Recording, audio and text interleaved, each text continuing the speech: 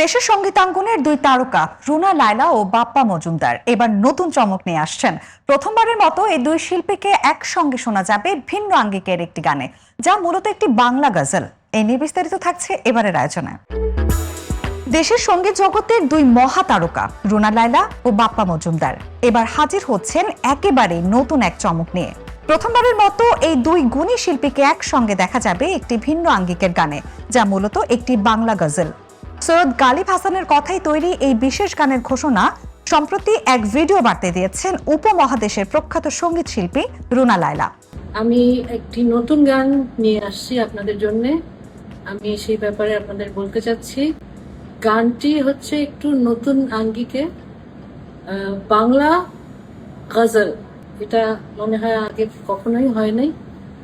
এই গানটি আসলে আমার করার কথা ছিল সোলো, কিন্তু আমাকে বাপ্পা মজুমদার হচ্ছে কম্পোজার, মিউজিক ডিরেক্টর।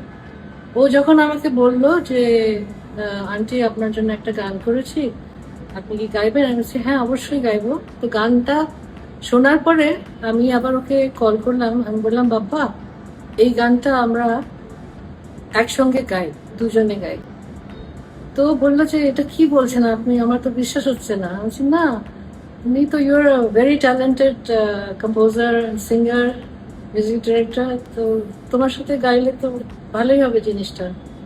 তো পরে এই গানের আমরা রেকর্ডিং করলাম এবং এই গানটি আমরা আশা করছি সামনের মাসে 16 তারিখে মে মাসে এটা রিলিজ হবে। আপনাদের সবার দোয়া চাই। গত 24 এপ্রিল দিবাগত রাতে নিজের ভেরিফাইড ফেসবুক পেজে নিজের ফেসবুক প্রোফাইলে প্রকাশ করেন তিনি। সবকিছু ঠিক থাকলে আগামী মাসের 16 তারিখে গানটি প্রকাশ করা হবে বলে জানিয়েছেন রুনা লায়লা। নতুন আঙ্গিকের বাংলা গজল হিসেবে গানটি নিয়ে এরই মধ্যে সঙ্গীত প্রেমীদের মধ্যে কৌতূহল তৈরি হয়েছে। দীর্ঘ সঙ্গীত জীবনে অসংখ্য কালজয়ী গান উপহার দেয়া রুনা লায়লার এই নতুন উদ্যোগ কতটা সাড়া ফেলবে, এখন সেটাই দেখার অপেক্ষা।